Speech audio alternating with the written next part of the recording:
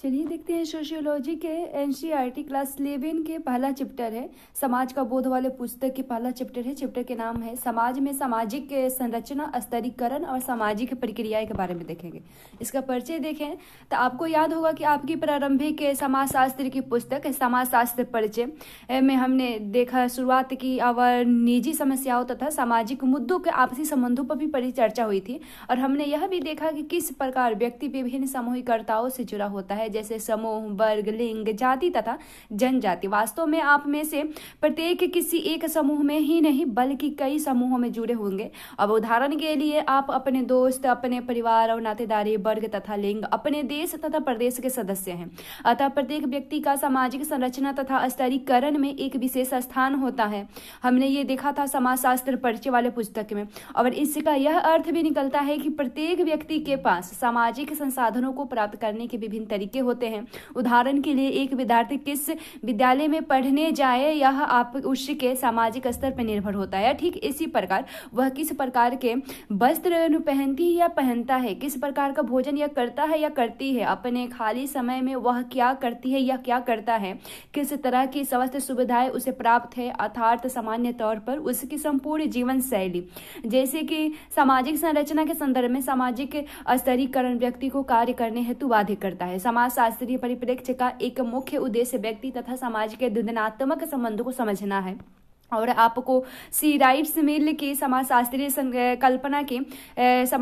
कल्पना की व्याख्या याद होगी, जहां उन्होंने व्यक्ति के जीवन वृत्त तथा समाज के इतिहास के आपसी संबंधों को स्पष्ट किया। और इस पाठ में समाज और व्यक्ति के दिनात्मक संबंध को समझने के लिए यह आवश्यक है। और इसके 3 मुख्य संकल्पनाओं तथा सामाजिक संरचना, सामाजिक स्तरीकरण और सामाजिक प्रक्रियाओं की पर चर्चा की जाए। और अगले कुछ अध्याय में हम यह जानेंगे कि नगरीय तथा ग्रामीण समाज की सामाजिक संरचना किस प्रकार भिन्न है और पर्यावरण तथा समाज के बीच व्यापक संबंधों का क्या रूप है। और आखिरी के 2 अध्याय में हम पाश्चात्य सामाजिक विचारों का भारतीय समाजशास्त्री तथा उनके विचारों को समझेंगे, जो हमें आगे सामाजिक संरचना, सामाजिक स्तरीकरण और सामाजिक प्रक्रियाओं को समझने में मदद करेंगे। मुख्य प्रश्न जिस पर इस पाठ में विचार किया जाना है कि किस हद तक व्यक्ति सामाजिक संरचना से बाध्य होता है और किस हद तक वह सामाजिक संरचना के अंतर्गत व्यवस्था स्वतंत्र होता है। समाज में व्यक्ति की स्थिति अथवा सामाजिक स्तरीकरण की व्यवस्था में उसका स्थान उसकी व्यक्तिगत रुचियों को किस सीमा तक निर्धारित करती है। क्या सामाजिक संरचना तथा सामाजिक स्तरीकरण व्यक्ति की कार्य प्रणाली को प्रभावित करते हैं? किस प्रकार से व्यक्ति एक दूसरे से सहयोग, प्रतियोगिता तथा संघर्ष करते हैं तथा उससे वे क्या रूप देते हैं? इस अध्याय में हम संक्षेप में सामाजिक संरचना तथा सामाजिक स्तरीकरण पर चर्चा करेंगे। और आपने सामाजिक स्तरीकरण पर विस्तार पूर्वक चर्चा पिछले पुस्तक में यानी समाजशास्त्र परिचय वाले के अध्याय में हमने की थी। और अब हम आगे बढ़ते हुए 3 मुख्य सामाजिक प्रक्रियाओं यथा सहयोग, प्रतियोगिता तथा संघर्ष पर चर्चा करेंगे। और इनमें से प्रत्येक प्रक्रिया को समझने के लिए हम यह समझने तथा देखने की भी कोशिश करेंगे कि सामाजिक संरचना तथा सामाजिक स्तरीकरण किस प्रकार सामाजिक प्रक्रियाओं पर अपना प्रभाव छोड़ते हैं। दूसरे शब्दों में किस प्रकार व्यक्तियों के मध्य तथा समूहों के मध्य सहयोग, प्रतियोगिता तथा संघर्ष होते हैं। और यह सब कुछ सामाजिक संरचना तथा स्तरीकरण व्यवस्था में व्यक्तियों एवं समूह की स्थिति पर निर्भर करता है। चलिए देखते हैं सामाजिक संरचना तथा सामाजिक स्तरीकरण के बारे में। सामाजिक संरचना शब्द इस तथ्य को दर्शाता है कि समाज संरचनात्मक है, अर्थात अपने विशिष्ट रूप में वह क्रमवार तथा नियमित है। और जिस सामाजिक वातावरण में हम रहते हैं वह मात्र कुछ क्रियाओं तथा परिघटनाओं का अनियमित मिश्रण नहीं है। लोगों का आचरण किस प्रकार का होता है तथा एक दूसरे के प्रति उनके संबंध किस प्रकार के होते हैं, उनमें एक प्रकार की अंतर्निहित नियमितताएं तथा अथवा प्रतिमान यानी पैटर्न होता है। और सामाजिक संरचना की संकल्पना नहीं नियमितताओं को इंगित करती है। अब एक बिंदु तक समाज की संरचनात्मक विशेषताओं को एक इमारत की संरचनात्मक विशेषताओं के समक्ष रखकर समझा जा सकता है। अब एक इमारत की दीवारें, जमीन तथा छत सब मिलाकर उस इमारत को एक विशेष आकार देती है। यदि इस तुलना का प्रयोग ज्यादा सख्ती से किया जाए तो यह रूपक अपने आप में गलतफहमी पैदा करने वाले हो सकते हैं। सामाजिक संरचना मानवीय सभी क्रियाओं तथा संबंधों से बनती है। जो पक्ष उन्हें नियमितता प्रदान करते हैं वह है अलग अलग काल अवधि में एवं भिन्न भिन्न स्थानों में इन क्रियाओं एवं संबंधों को लगातार दोहराया जाना अतः सामाजिक विश्लेषणों की प्रक्रिया में सामाजिक पुनरुत्पादन तथा सामाजिक संरचना एक दूसरे से जुड़े होते हैं। उदाहरण के लिए एक विद्यालय तथा एक परिवार की संरचना को लेते हैं। विद्यालय में कुछ विशिष्ट प्रकार के क्रियाकलाप वर्षों से दोहराए जाते हैं जो आगे चलकर संस्थाएं बनते हैं, जैसे विद्यालय में दाखिले के तरीके, आचरण संबंधी नियम, उसके बाद वार्षिक उत्सव, प्राचीन काल तथा और कहीं कहीं विद्यालयी गीत।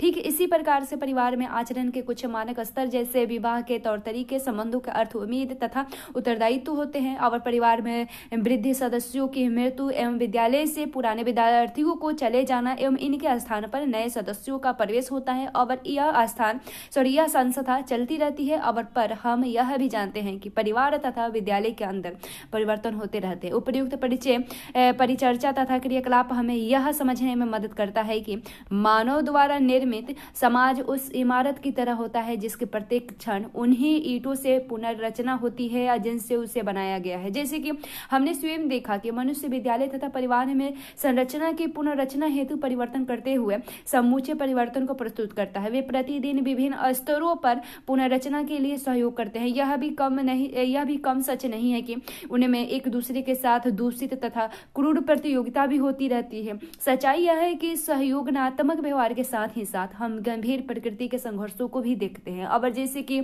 हम आगे देखेंगे कि सहयोग को जबरदस्ती लागू भी किया जाता है ताकि संघर्षों को छिपाया जा सके। एमिल दुर्खाइम द्वारा आगे बढ़ाया जाने वाला एक मुख्य विषय यह है, यानी और उनके बाद में कई अन्य समाजशास्त्रियों द्वारा भी कार्य किया गया, यह है कि समाज अपने सदस्यों की क्रियाओं पर सामाजिक प्रतिबंध लगाते हैं। दुर्खाइम ने तर्क दिया था कि व्यक्ति पर समाज का प्रभुत्व होता है। समाज व्यक्ति की कुल क्रियाओं से कहीं अधिक है। इसमें दृढ़ अथवा कठोरता है जो भौतिक पर्यावरण की संरचना के समान है। सोचिए कि एक व्यक्ति ऐसे कमरे में खड़ा है जहां बहुत सारे दरवाजे हैं। कमरे की संरचना व्यक्ति की संभावित क्रियाओं को बाधित करती है। उदाहरण के तौर पर दीवार तथा दरवाजे की स्थिति प्रवेश तथा निकास के रास्ते को दर्शाती है। दुर्खाइम के अनुसार सामाजिक संरचना हमारी क्रियाओं को समानांतर रूप से बाध्य करती है। इसकी सीमा तय करती है कि हम एक व्यक्ति के रूप में क्या कर सकते हैं और यह हमसे बाह्य है कि ठीक उसी प्रकार से जैसे कमरे की दीवारें होती है। अन्य सामाजिक चिंतन जैसे कार्ल मार्क्स की सामाजिक संरचना की बाध्यता पर बल देती है, लेकिन साथ ही मनुष्य के सृजनात्मक को महत्वपूर्ण मानते हैं जो सामाजिक संरचना को परिवर्तित भी करती है और उससे पुनः उत्पादित भी करती है। मार्क्स ने यह तर्क दिया कि मनुष्य इतिहास बनाता है परंतु वह इतिहास निर्माण न हो तो उसकी इच्छा पर और न ही उसके मनपसंद शर्तों पर आधारित होती, अपनी इच्छा अनुसार नहीं और न ही अपनी मनपसंद शर्तों पर, बल्कि इतिहास का निर्माण उन ऐतिहासिक तथा संरचनात्मक स्थिति की उन बाधाओं तथा संभावनाओं के अंतर्गत होता है जहां वह जीवन यापन करता है। दुर्खाइम के इस दृष्टिकोण के उनके प्रसिद्ध विवरण में दिया गया, जैसे कहते हैं कि जब मैं अपने कर्तव्यों का निर्वहन एक भाई, एक पिता अथवा देश के नागरिक के रूप में करता हूँ तथा दिए गए अपने वचन को पूर्ण करता हूँ, मैं अपने दायित्व को पूरा करता हूँ जिन्हें कानून तथा प्रथा में परिभाषित किया गया है तथा वे मुझसे तथा मेरी क्रियाओं से परे या बाह्य है। अब ठीक इसी प्रकार भक्त जन्म से ही और पूर्व संस्कृति अपने धार्मिक जीवन की मान्यताओं तथा क्रियाओं को पहचान लेता है। अगर उनका अस्तित्व उनके जन्म से पूर्व था तो इसका अर्थ है कि उनका अस्तित्व उनके बाहर है। और मैं अपने विचार को प्रेरित करने के लिए जिन चिन्हों का प्रयोग करता हूँ, मैं अपने कर्जों को चुकाने के लिए जिस मुद्रा का प्रयोग करता हूँ, मैं अपने व्यापारिक संबंधों के लिए जिन क्रेडिट उपकरणों का प्रयोग करता हूँ, मैं अपने पेशे में जिन कर्मों का अनुनय करता हूँ इत्यादि, इनका मेरे द्वारा उपयोग किए जाने वाले ये सभी स्वतंत्र रूप से कार्य करते हैं। समाज के प्रत्येक व्यक्ति को ध्यान में रखते हुए इस प्रकार की टिप्पणी इसमें से प्रत्येक के लिए की जा सकती है और फिर आते हैं टॉपिक पर। जब हम इस स्तर पर सामाजिक स्तरीकरण के उस संकल्पना की पुनरावृत्ति करना चाहेंगे तो प्रारंभिक पुस्तक के अध्याय 2 में के भाग है। और जैसे सामाजिक स्तरीकरण से अभिप्राय, समाज में समूह के बीच संरचनात्मक असमानताओं के अस्तित्व भौतिक अथवा प्रतीकात्मक पुस्तकों की पहचान से है। हालांकि प्रत्येक समाज में किसी न किसी रूप में सामाजिक स्तरीकरण विद्यमान है, परंतु आधुनिक समाज धन तथा शक्ति के असमानताओं के कारण पहचाने जाते हैं। और एक तरफ जहां आधुनिक सामाजिक स्तरीकरण के सर्वाधिक प्रचलित रूपों में वर्ग विभाजन है, वहीं दूसरी ओर प्रजाति तथा जाति, क्षेत्र तथा समुदाय, जनजाति तथा लिंग इत्यादि सामाजिक स्तरीकरण का आधार बने हैं। आपको याद होगा कि सामाजिक संरचना में सामाजिक व्यवहार के निश्चित प्रतिमान यानी पैटर्न निहित होते हैं और सामाजिक स्तरीकरण एक विस्तृत सामाजिक संरचना के भाग के रूप में असमानता के निश्चित प्रतिमान द्वारा रचना पहचाना जाता है। और असमान कोई ऐसा अवयव नहीं है जो समाज में विभिन्न व्यक्तियों के बीच आकस्मिक रूप से वितरित हो। यह तो व्यवस्थित रूप से विभिन्न प्रकार के सामाजिक समूहों की सदस्यता से जुड़ी हुई है। एक समूह के सदस्यों की विशेषताएं समान होती है और यदि वे उच्च स्थिति में है तो उनका प्रयत्न होगा कि उनकी विशेषाधिकार स्थिति उनके बच्चों को मिल जाए। स्तरीकरण की संकल्पना तब उस विचार को संदर्भित करती है जहां समाज का विभाजन एक निश्चित प्रतिमान के रूप में समूहों में होता है तथा यह संरचना पीढ़ी दर पीढ़ी चलती रहती है। ये जो कहे थे जयराम इनका नाम है, पर इन्होंने 1987 में कहा था। असमान रूप से बटे गए लाभों के अंतर को समझना भी आवश्यक है। लाभ के 3 बुनियादी प्रकार है जिनका विशेषाधिकार प्राप्त समूहों द्वारा उपयोग किया जाता है। पहला है जीवन अवसर, उसके बाद सामाजिक परिस्थिति और राजनीतिक प्रभाव। देखते हैं जीवन अवसर के बारे में।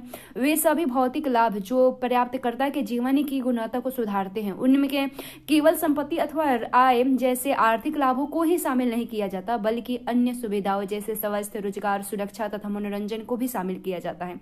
उसके बाद सामाजिक परिस्थिति में देखें, मान सम्मान तथा समाज के अन्य व्यक्तियों की नजरों में उच्च स्थान और राजनीतिक प्रभाव के बारे में। जब एक समूह द्वारा दूसरे समूह अथवा समूहों पर प्रभुत्व जमाना अथवा निर्णय निर्धारण में परमाधिक प्रभाव अथवा निर्णय से अत्यधिक लाभ उठाना है। आगे होने वाली चर्चा में हम उपयुक्त 3 सामाजिक प्रक्रियाओं की तरफ आपका ध्यान आकर्षित करेंगे और बताएंगे कि किस प्रकार सामाजिक स्तरीकरण के विभिन्न आधार है, जैसे लिंग अथवा वर्ग सामाजिक प्रक्रियाओं को बाधित करते हैं। व्यक्ति तथा वर्गों को मिलने वाले अवसर तथा संसाधन को प्रतियोगिता, सहयोग अथवा संघर्ष के रूप में सामने आते हैं। उन्हें सामाजिक संरचना तथा सामाजिक स्तरीकरण के द्वारा आकार दिया जाता है और साथ ही मनुष्य पूरा स्थित संरचना तथा स्तरीकरण में परिवर्तन लाने का प्रयास करता है। देखते हैं समाजशास्त्र में सामाजिक प्रक्रियाओं को समझने के 2 तरीके देखते हैं। अपनी प्रारंभिक पुस्तक हमने 11 की समाजशास्त्र परिचय में अपने सामान्य ज्ञान की शिक्षाओं को समझा है। अवश्य समस्या यह नहीं कि सामान्य ज्ञान आवश्यक रूप से गलत ही हो, परंतु यह इसका परीक्षा नहीं हुआ कि तथा उससे हल्के रूप में लिया जाता है। इसके विपरीत सामाजिक परिप्रेक्ष्य में प्रत्येक मुद्दे पर सवाल किए जाते हैं और किसी भी मुद्दे में को ऐसे ही नहीं मान लिया जाता। अतः यह केवल ऐसी व्याख्या से संतुष्ट होकर शांत नहीं होता जिससे पता चलता है कि मनुष्य में प्रतियोगिता अथवा सहायता या संघर्ष जैसा भी मामला हो, क्योंकि ऐसा करना मनुष्य का स्वभाव होता है। और इस प्रकार की मान्यता के पीछे यह व्याख्या है कि आंतरिक अथवा सार्वभौमिक रूप से यह मनुष्य की प्रकृति है कि इस प्रकार की प्रक्रियाओं का लेखा जोखा रखा जाए। हालांकि जैसे मैंने पहले देखा, समाजशास्त्र मनोवैज्ञानिक अथवा प्रकृतिवादी व्याख्याओं से संतुष्ट नहीं होता है और समाजशास्त्र सहयोग, प्रतिस्पर्धा तथा संघर्ष की प्रक्रियाओं की व्याख्या समाज की वास्तविक संरचना के अंतर्गत करना चाहता है। हमने पिछले पुस्तक में चर्चा की थी कि समाज के किस प्रकार विभेद तथा बहुलता की समझ व्याप्त है और विभिन्न संस्थाओं की समझ, चाहे वह परिवार हो, अर्थव्यवस्था अथवा सामाजिक स्तरीकरण या सामाजिक नियंत्रण हो। हमने देखा कि किस प्रकार प्रक्रियावादी तथा संघर्ष के परिप्रेक्ष्य के अनुसार संस्थाओं की समझ में भिन्नता है। अतः कोई आश्चर्य नहीं कि ये दोनों संदर्भ इन प्रक्रियाओं को थोड़ा हटकर समझना चाहते हैं, परंतु दोनों कार्ल मार्क्स यानी सामान्यतः संघर्ष के परिप्रेक्ष्य में जुड़े हुए हैं तथा एमिल दुर्खाइम इन्होंने सामान्य प्रक्रियावादी संदर्भ में पहचाने जाते हैं। ये मान के चलते हैं कि मनुष्यों को अपनी बुनियादी आवश्यकताओं को पूरा करने के लिए सहयोग करना होता है तथा अपनी दुनिया के लिए उत्पादन और पुनः उत्पादन करना पड़ता है। संघर्ष के परिप्रेक्ष्य में इस बात पर बल दिया गया कि किस प्रकार सहयोग के प्रकारों के एक ऐतिहासिक समाज को दूसरे ऐतिहासिक समाज में परिवर्तन कर दिया। और उदाहरण के स्वरूप यह देखा जा सकता है कि सामान्यतः सरल समाजों में जहां अतिरिक्त उत्पादन नहीं होता था वहां व्यक्तियों तथा समूहों में आपसी सहयोग था और वे वर्ग, जाति तथा प्रजाति में भी नहीं बटे थे। परंतु जिस समाज में अतिरिक्त उत्पादन होता था, चाहे वे जमींदार हो अथवा पूंजीवादी, प्रभावशाली वर्ग का अतिरिक्त उत्पादन पर अधिकार होता था और सहयोग भी संभावित संघर्ष तथा प्रतियोगिता से जुड़ा होता था। संघर्ष का दृष्टिकोण इस बात पर बल देता है कि समूहों तथा व्यक्तियों का स्थान उत्पादन प्रणाली के संबंधों में भिन्न तथा असमान होता है। अतः कारखानों के मालिक तथा मजदूर अपने प्रतिदिन के कार्यों में सहयोग करते हैं, परंतु कुछ हद तक उनके हितों में संघर्ष उनके संबंधों को परिभाषित करते हैं। हमारी संघर्ष के परिप्रेक्ष्य संबंधी समझ यह बताती है कि जहां समाज जाति, वर्ग अथवा पितृसत्ता के आधार पर बटा होता है, वहीं दूसरी समूह सुविधा वंचित है, एक दूसरे के प्रति भेदभाव मूलक स्थिति बरतते हैं और इससे भी आगे प्रभावशाली समूहों में यह स्थिति सांस्कृतिक मानदंडों, ज्यादातर जबरदस्ती अथवा हिंसा द्वारा भी उत्पन्न की जाती है। जैसे कि आप आगे जाने वाले अनुच्छेदों में देखेंगे कि प्रकार्यवादी परिप्रेक्ष्य इस प्रकार के मानदंडों अथवा संतुष्टियों की भूमिका की प्रशंसा करने में भी नहीं रुचि चुकता और परंतु इन सब के प्रकारों को समाज के संपूर्णता के रूप में समझना है और न कि इस संदर्भ में जहां प्रभावशाली समूहों द्वारा समाज को नियंत्रित किया जाता है। प्रकार्यवादी परिप्रेक्ष्य का सरोकार मुख्य रूप से समाज में व्यवस्था की आवश्यकता है और उस आवश्यकता से जिन्हें कुछ प्रकार्यात्मक अनिवार्यताएं, प्रकार्यात्मक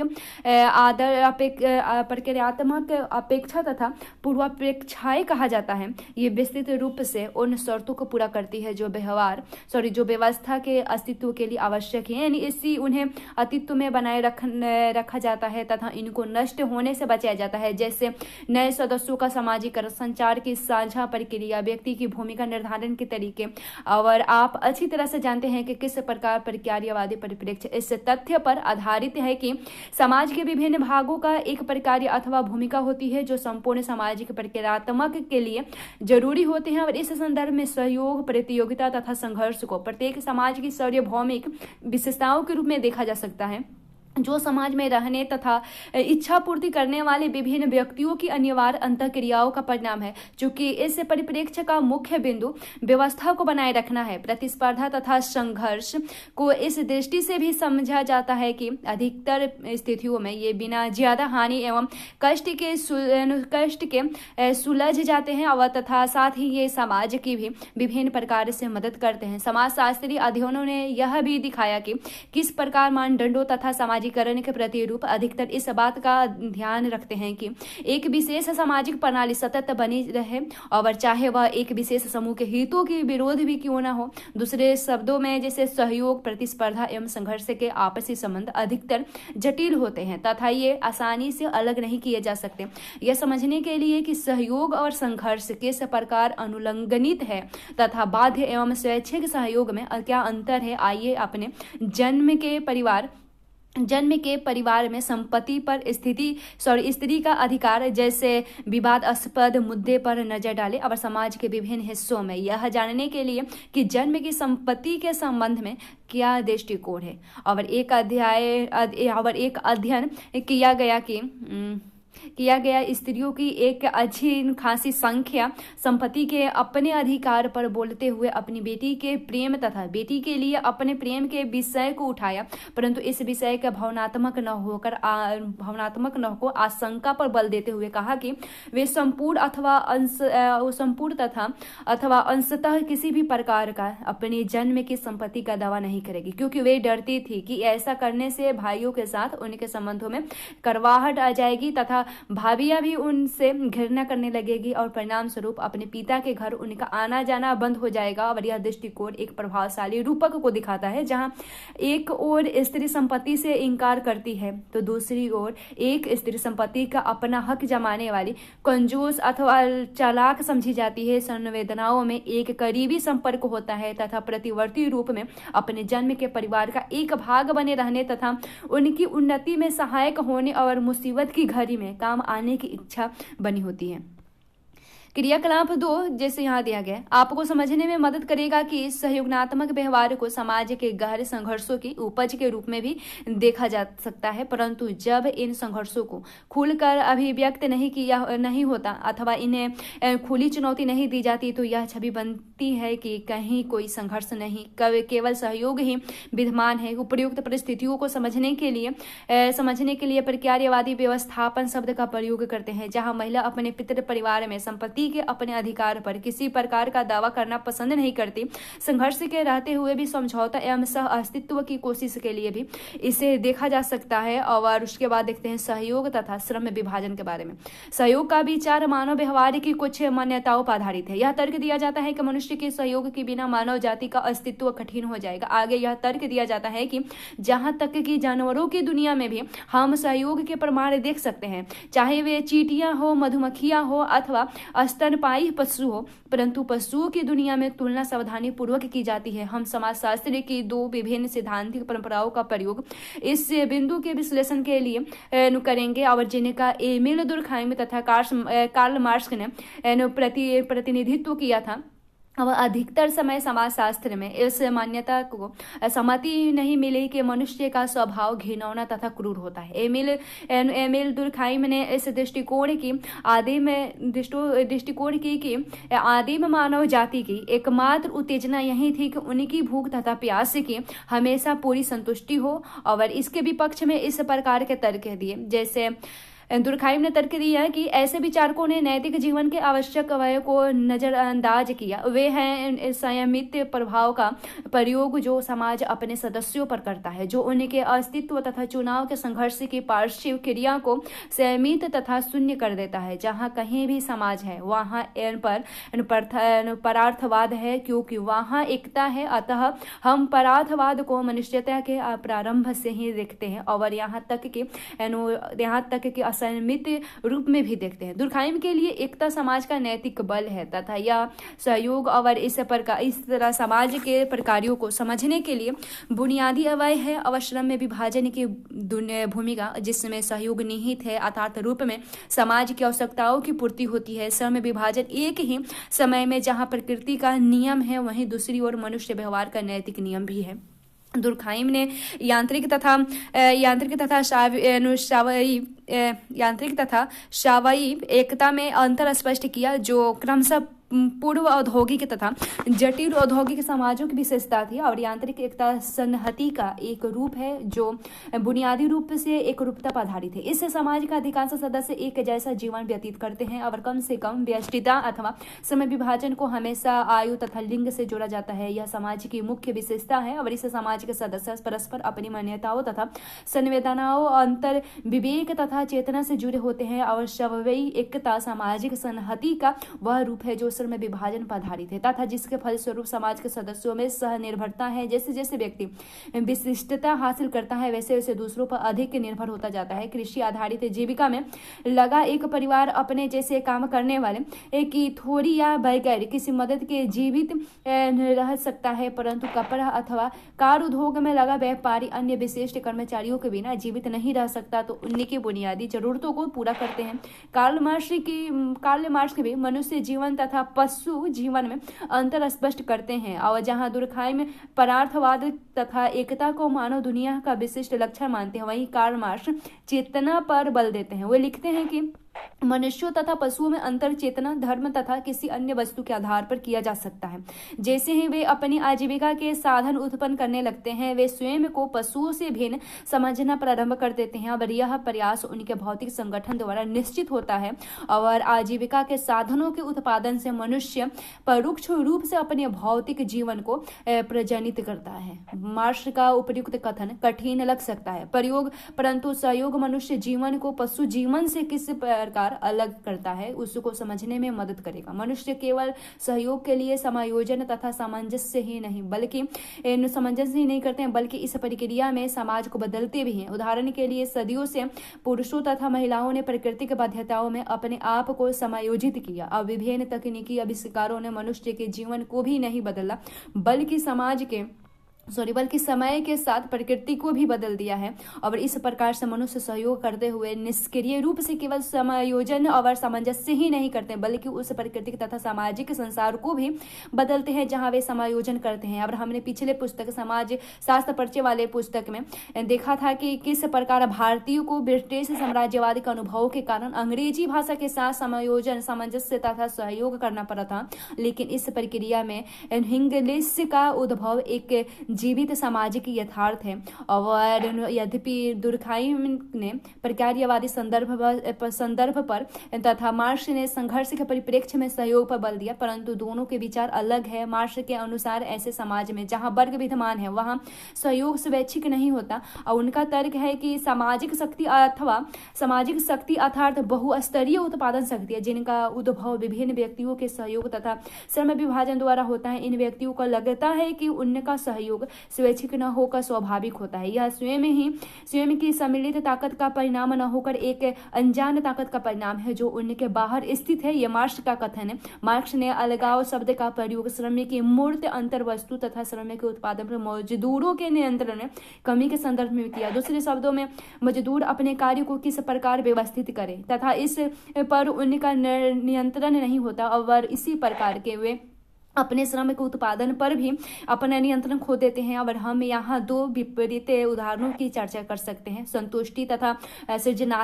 सृजनात्मकता का भाव जो एक बुनकर या कुम्हार या लुहार को अपने काम से मिलता है, और तथा दूसरी ओर एक फैक्ट्री में काम करने वाले मजदूर जिसका एकमात्र कार्य पूरे दिन में लीवर खींचना या बटन दबाना होता है, और इनका हालात में सहयोग आरोपित होता है। देखते हैं प्रतिस्पर्धी अवधारणा एवं व्यवहार के रूप में।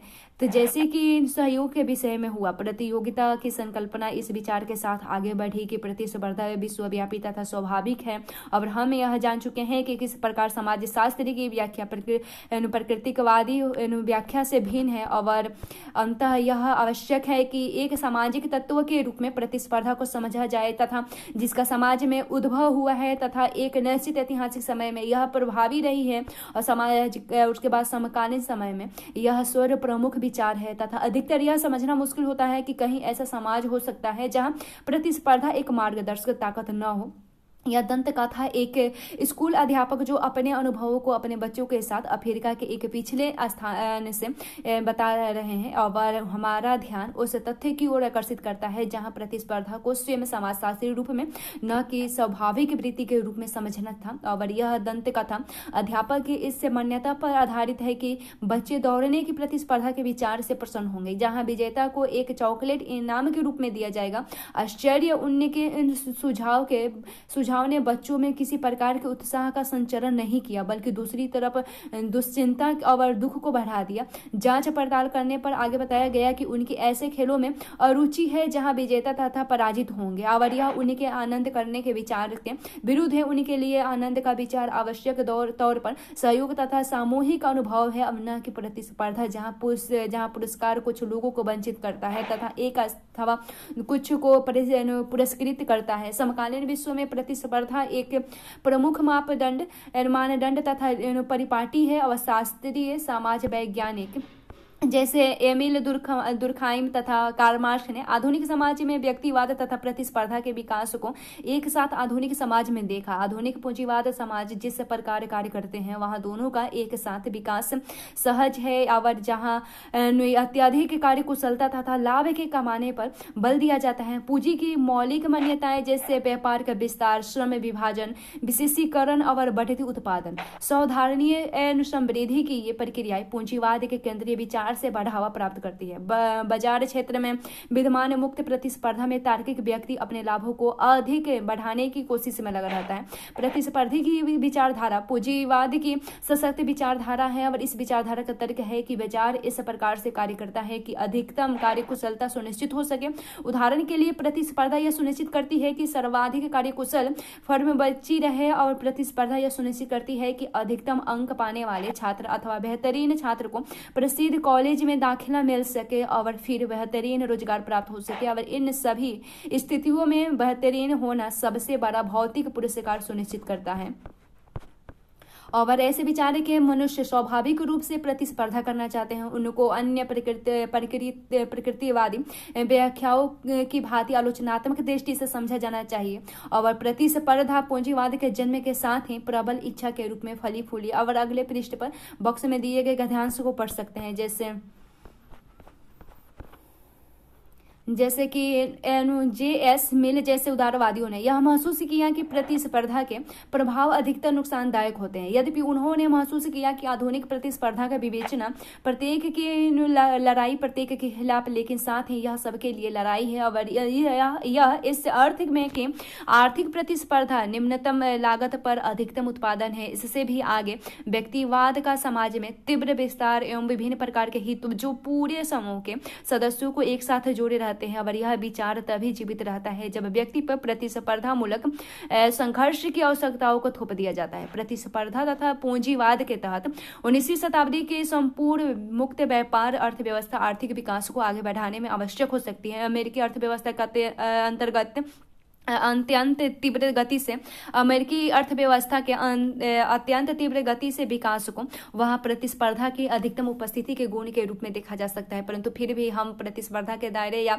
प्रतियोगी भावना की तीव्रता को विभिन्न समाजों के आर्थिक विकास की दर के साथ सकारात्मक सहसंबंध का रूप देने में कठिनाई महसूस करते हैं। और वहीं दूसरी तरफ यह माने जाने के कारण है कि प्रतिस्पर्धा के कुछ बुरे प्रभाव भी हैं। अब ये बोटोमोर ने कहा था। और यह विचारधारा मान कर चलती है कि व्यक्ति बराबरी के स्तर पर प्रतिस्पर्धा करता है, अर्थात प्रत्येक व्यक्ति के लिए परिस्थिति, शिक्षा, रोजगार अथवा प्रतिस्पर्धा हेतु समान संसाधन होते हैं। और परंतु जैसे कि स्तरीकरण अथवा असमानता पर की गई पूर्व चर्चा दिखाती है, व्यक्ति को समाज में विभिन्न प्रकार के अवस्थित किया गया है। यदि भारत में बच्चों की अधिकतम संख्या विद्यालय में नहीं जाती अथवा वे आज या कल पढ़ाई छोड़ देते हैं तो ऐसी स्थिति में वे हमेशा के लिए प्रतिस्पर्धा से बाहर हो जाते हैं। संघर्ष तथा सहयोग में देखें, संघर्ष शब्द का अर्थ है हितों में टकराहट। हमने पहले ही देखा कि किस प्रकार के संबंध सिद्धांतवादी विश्वास करते हैं कि संसाधनों की कमी समाज में संघर्ष उत्पन्न करती है, क्योंकि उन संसाधनों को पाने तथा उस पर कब्जा करने के लिए प्रत्येक समूह संघर्ष करता है। संघर्ष के आधार पर भिन्न भिन्न होते हैं और वे वर्ग अथवा जाति, जनजाति अथवा लिंग, निर्जातीय अथवा धार्मिक समुदाय में हो सकते हैं। एक नौजवान छात्र के नाते आप समाज में विद्यमान संघर्षों की विविधता से परिचित होंगे और विभिन्न संघर्षों के पैमाने तथा प्रकृति के यद्यपि भिन्न होती है और अधिकतर सामान्य ज्ञान की सोच के अनुसार समाज में संघर्षों की स्थिति नहीं है। समाजशास्त्रियों ने इस तथ्य की ओर ध्यान आकर्षित किया कि सामाजिक विकास की विभिन्न अवस्थाओं में संघर्ष की प्रकृति के तथा रूप सदैव परिवर्तित होते रहते हैं, परंतु संघर्ष किसी भी समाज का एक महत्वपूर्ण हिस्सा सदैव से रहा है और सामाजिक परिवर्तन तथा लोकतांत्रिक अधिकारों पर सुविधा वंचित तथा भेदभाव का सामना कर रहे हैं और समूहों द्वारा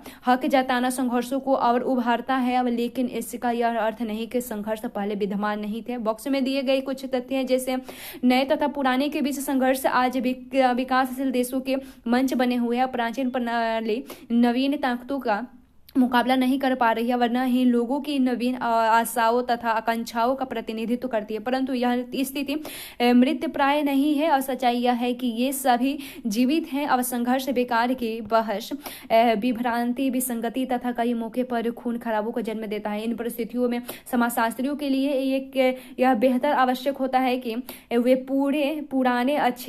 अपने पुराने अच्छे दिनों को याद रखें और परंतु एक पल का परिवर्तन उन्हें यह विश्वास दिला देगा कि पुराना पद्धति संघर्ष से वंचित नहीं थी और उनसे जनसंख्या के व्यापक भाग अमानुषिक अत्याचार किए और सैद्धांतिक दृष्टिकोण जहां संघर्ष को व्याधिकीय माना जाता है अथवा जहां विज्ञान के नाम पर एक विशेष मूल्य के रूप में संतुलन का निवेश किया जाता है, परंतु यह स्थिति विकासशील समाजों के अध्ययन के रुकावट का स्रोत है। और जैसे स्रोत में श्रीनिवास इन्होंने कुछ लिखा, और MN, और उसके बाद इन्होंने 1972 में social change in India in modern India लिखा। उसके बाद है यहाँ यह समझना आवश्यक है कि संघर्ष विसंगति अथवा प्रत्यक्ष झड़प के रूप में दिखाई देते हैं और जहाँ ये खुलकर प्रकट किए जाते हैं। उदाहरण के तौर पर भूमि संसाधनों पर गहरे संघर्षों की प्रत्यक्ष प्रतिक्रिया का परिणाम है, और कृषक आंदोलन और आंदोलन की अनुपस्थिति का अर्थ संघर्ष की अनुपस्थिति नहीं। अतः इस अध्याय में संघर्ष, अनिवार्य सहयोग तथा प्रतिरोध के संघर्ष संबंधों पर बल दिया जाता है। आइए हम कुछ संघर्षों पर जो समाज में विद्यमान है तथा प्रतिस्पर्धा, सहयोग और संघर्ष के आपसी सह संबंधों पर विचार करें। और हम यहाँ केवल 2 उदाहरणों को लेंगे। प्रथम परिवार तथा घर है और दूसरा है भूमि आधारित संघर्ष है। पारंपरिक तौर पर परिवार तथा घर सामंजस्यपूर्ण इकाई के रूप में देखे जाते हैं, जहां सहयोग मनुष्य प्रक्रिया थी तथा पर्यार्थवाद मनुष्य के आचरण के प्रेरणात्मक सिद्धांत थे। पिछले 3 दशकों से में महिलावादी विश्लेषकों द्वारा इस मान्यता पर प्रश्न उठाए जा रहे हैं कि अमर्त्य सेन जैसे विद्वानों ने भी बलात् सहयोग की संभावना को माना है, और जैसे सिर्फ विभिन्न दलों को ही सहयोग से फायदा नहीं है। उन्होंने उनके व्यक्तिगत क्रियाकलापों को भी प्रत्यक्ष सहयोग के रूप में लेना होगा। छोटे मोटे संघर्षों के विद्यमान होने पर भी यद्यपि सामाजिक तकनीकी के चुनाव में हितों का संजीदा संघर्ष हो सकता है, पारिवारिक संगठनों की प्रकृति के लिए यह आवश्यक है कि इन संघर्षों को आपसी सहयोग द्वारा निपटाना जाए और साथ ही संघर्ष को विचलित व्यवहार के रूप में देखा जाए। चूंकि संघर्षों को प्रत्यक्ष रूप में संप्रेषित नहीं किया जा सकता, अतः यह देखा गया कि मध्य वर्ग तथा अधीनस्थ वर्ग, चाहे घर में महिलाएं हो या कृषक, समाज में किसान, संघर्षों में समायोजन तथा सहयोग पाने के लिए व्यक्ति एवं समूह विभिन्न प्रकार की रणनीति बनाते हैं।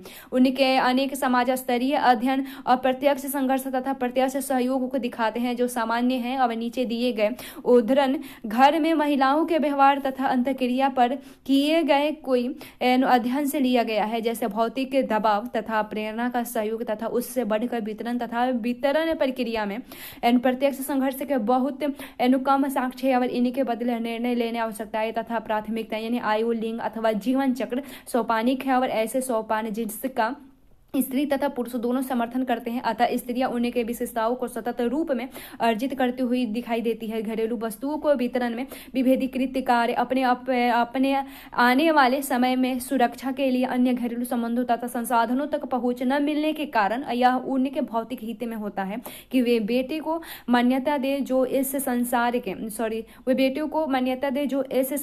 के महत्वपूर्ण विशेषताएं हैं तथा अपने अनियमित भविष्य के बीमा के लिए अपने बेटे को सहयोगी रूप में जीतने के लिए और उनके लिए स्वार्थ रहित और संपन्न ही उनका निवेश करता है। और मातृपरहितवादिता उत्तरी भारत के मैदानों में बेटों को लेकर पूर्वाग्रहित है तथा इस स्थिति के पितृसत्तात्मक जोखिम के प्रत्युत्तर के रूप में देखा जा सकता है। स्त्री पूरी तरह से शक्तिहीन नहीं है, परंतु पुरुष के निर्णय लेने की ताकत के समक्ष वह अप्रत्यक्ष ही रहती है। विश्वसनीय दोस्तों का उपयोग जैसे रिश्ते तथा पड़ोसी अपनी तरफ से छोटे मोटे व्यापार करने में, पैसों का छुप कर लेन देन, पर्दा तथा मातृत्व जैसे लैंगिक विचारधारा पर बातचीत करने वे रणनीति है जिनके आधार पर स्त्रियों ने पुरुष की शक्तियों का प्रतिरोध किया। अब्दुल्ला तथा डिजेस्टिन कुछ उदाहरण है इनके, और उनके प्रतिरोध का यह गोपनीय रूप घर से बाहर सहयोग के विकल्पों की कमी तथा खुले संघर्ष में जुड़े सहवर्ती जोखिमों को दिखाया है। ये कबीर कहे।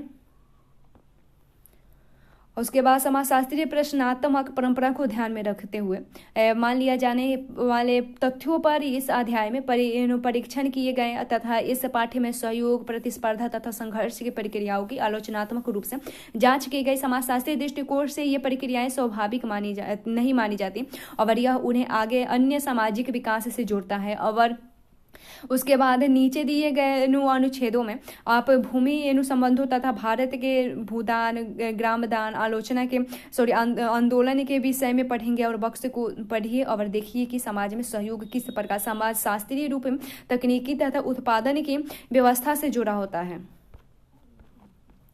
जैसे यहाँ भूमि संघर्ष के बारे में दिया गया। सन 1956 में हरकबक्स से एक राजपूत ने नथुम अहिर यानी पटेल से 100 रुपये अपने 2 एकड़ जमीन को गिरवी रख कर्ज दिया और लिया, और उसी वर्ष हरबक्स की मृत्यु हो गई और उसके उत्तराधिकारी गणपत ने सन 1958 में जमीन को वापस लेने का दावा किया। इसके लिए उसने 200 रुपये देने की पेशकश की और नथु ने गणपत को जमीन वापस करने से मना कर दिया। गणपत इसके लिए कानूनी कार्रवाई का सहारा नहीं ले सका क्योंकि यह लेन देन आय व्यय रिकॉर्ड में कहीं दर्ज नहीं की गई थी। और इन परिस्थितियों के अधीन गणपत ने हिंसा का सहारा ले कर सन 1959 में ग्रामदान के 1 वर्ष पश्चात उसमें जबरन भूमि पर अधिकार कर लिया। और गणपत चूंकि स्वयं एक पुलिस कांस्टेबल था, अतः इस मामले में उसने अफसरों पर काफी प्रभाव डाला। अब जब पटेल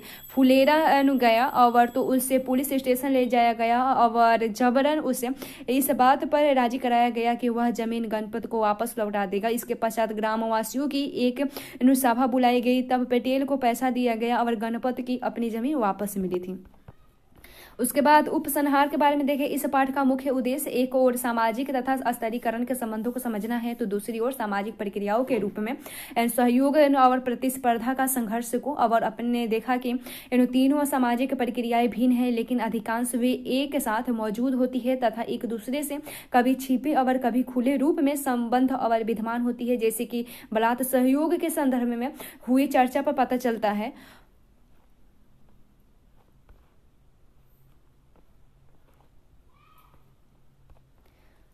और तकनीकी के विस्तार ने भी सहयोग की आवश्यकता को कम किया। उदाहरण के लिए चरस चलाने के लिए 2 जोड़ी बैल तथा 1 व्यक्ति की आवश्यकता होती है। और एक साधारण किसान 4 बैलों का खर्च नहीं उठा सकता, अथवा एक औसत घर के शायद जरूरत जितने आमदनी न हो। ऐसी स्थिति में वे बैल तथा आदमी दूसरे घरों से मंगवाते हैं और वैसे ही सेवाओं को लेन देने में बदलते हैं। परंतु यदि चरस को हरट में बदल दिया जाए तो रहट जिस पर भारी पूंजी निवेश की आवश्यकता पड़ती है, तब मात्र 1 जोड़ी बैल तथा 1 व्यक्ति की आवश्यकता इसे चलाने में पड़ती है। और सिंचाई के संदर्भ में सहयोग की आवश्यकता को भारी पूंजी निवेश तथा सक्षम तकनीकी के कारण कम कर दिया है। अतः किसी प्रणाली में तकनीकी स्तर व्यक्तियों तथा समूहों के बीच सहयोग की आवश्यकता को निर्धारित करते हैं। ये जो कहे थे स्रोत जैसे यहाँ से लिया गया है, ओमेन से टीके ने कहा था। और शब्दावलियों के बारे में देखें। परहितवाद क्या है? सिद्धांत बिना किसी लाभ के दूसरों के हित के काम करना है। उसके बाद अलगाव क्या है? मार्क्स ने इससे अवधारणा पर प्रयोग मजदूरों का अपने श्रम तथा श्रम उत्पादन पर किसी प्रकार के अधिकार न होने के संदर्भ में किया और इससे मजदूरों को कार्य के प्रति रुचि प्राप्त होने लगी थी। उसके बाद प्रतिमानहीनता क्या है? तो दुर्खाइम के लिए सामाजिक स्थिति जहाँ व्यवहार को प्रथम पथ प्रदर्शित करने वाले मापदंड नष्ट हो जाते हैं, व्यक्ति बिना सामाजिक अथवा पथ प्रदर्शन के रह जाते हैं, एक नियमहीनता की स्थिति है।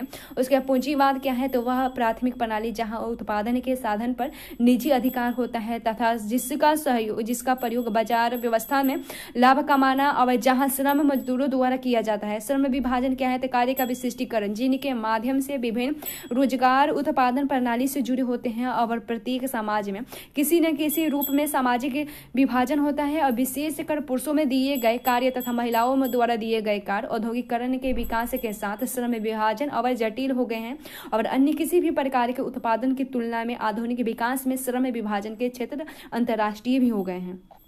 उसके बाद प्रभुत्वशाली विचारधारा क्या है? विचार तथा मान्यताएं 2 प्रभुत्वशाली समूहों के हितों की रक्षा करते हैं। ऐसी विचारधारा प्रत्येक समाज में पाई जाती है जहां विभिन्न वर्गों में असमानताएं हो। विचारधारा की संकल्पना शक्ति से जुड़ी होती है। चूंकि वैचारिक प्रणाली विभिन्न शक्तियों को वैध बनाती है जो विभिन्न समूहों से सन्निहित होती है। व्यक्तिवाद क्या है? तो वह सिद्धांत अथवा चिंतन जो समूह के स्थान पर व्यक्तियों की स्वतंत्रता को महत्व देती है।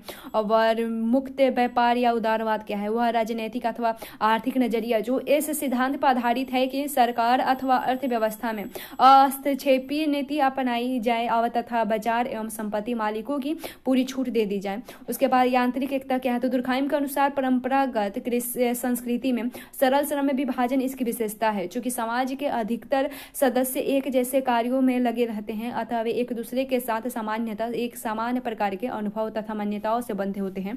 उसके बाद आधुनिकता क्या है, 18वीं एवं 19वीं शताब्दी के सामाजिक प्रक्रिया को विशिष्टता, जटिलता तथा ज्ञातात्मक के गुणों के कारण प्रसिद्ध हुई और जो वास्तव में परंपरागत जीवन से अलग थी। और उसके बाद स्वाभाविक एकता क्या है, तो दुर्खाइम के अनुसार एकता के अंतर्गत समाज व्यक्ति की आर्थिक निर्भरता तथा दूसरों के कार्यों की महत्ता से बंधा होता है। चूंकि यह श्रम विभाजन अत्यंत जटिल होता है अतः लोग एक दूसरे पर अधिक से अधिक आश्रित होते हैं क्योंकि प्रत्येक व्यक्ति को वह उत्पादन चाहिए जिसका उत्पादन दूसरे व्यक्ति करते हैं। आर्थिक बदलाव तथा अंतर्निर्भरता के सहसंबंध इस प्रकार की स्थिति में सामाजिक एक मतलब बनाए रखने में मदद करती है। सामाजिक बाध्यता क्या है इस पुस्तक में, तो हम जिस समूह अथवा समाज के भाग होते हैं वे हमारे व्यवहार पर प्रभाव छोड़ते हैं। दुर्खाइम के अनुसार सामाजिक बाध्यता सामाजिक तथ्य का एक विशिष्ट लक्षण है। संरचना क्या है, मुख्य रूप से किसी संगठन की बनावट एवं प्रतिमान यानी पैटर्न को इंगित करना है